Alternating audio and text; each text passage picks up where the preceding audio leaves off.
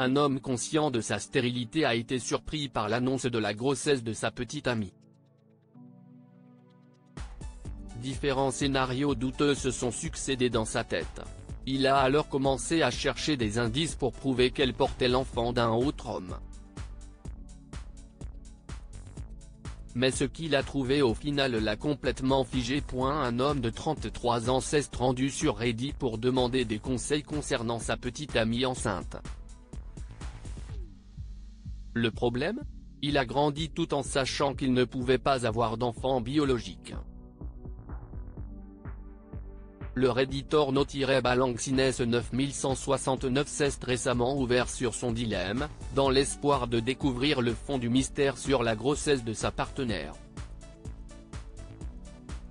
Déçu, il a décidé de rompre avec elle, mais son instinct l'a incité à enquêter sur la question avant de faire le grand saut. Le posteur original, OP, et sa petite amie, âgée de 29 ans, sont sortis ensemble pendant 3 ans. Il n'y a pas eu de signaux d'alarme pendant cette période, et tout semblait parfait. Cependant, les choses ont changé lorsque la petite amie du OP lui a révélé sa grossesse.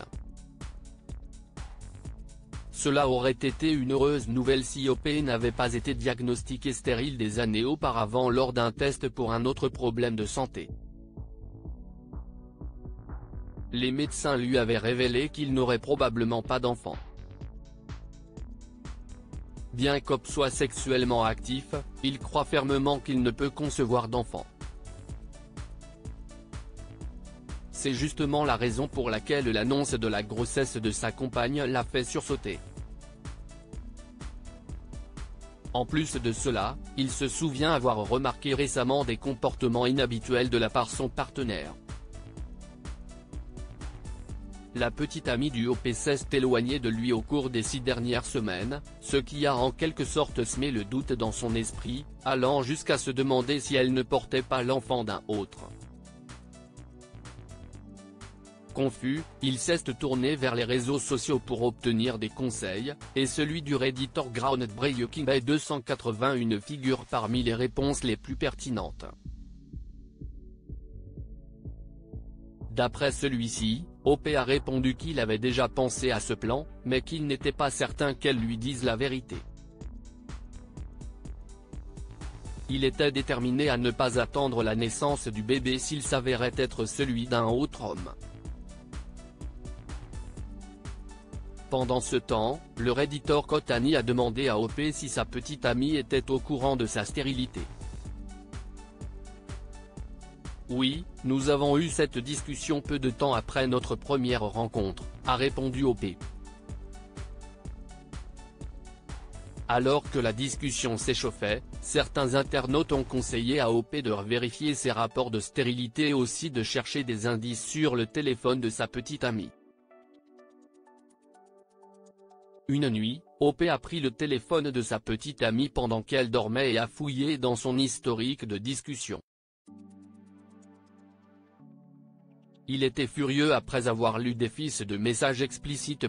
Il y a environ 2 mois, elle a croisé son ex dans une épicerie, a discuté un peu, puis a pris des chemins différents. Ils ont ensuite commencé à discuter sur les réseaux sociaux. Elle avait mentionné à quel point elle était heureuse avec OP, et il s'est senti très bien. En parcourant leur discussion, OP a constaté un changement radical dans l'approche de l'homme. Il a commencé à lui envoyer des messages coquets et a même essayé de se réconcilier avec elle. Elle n'a répondu à aucun de ses messages et l'a bloqué plusieurs fois. Mais son ex a continué à la harceler par le biais de plusieurs faux comptes, décrivant les différentes choses qu'il voulait lui faire.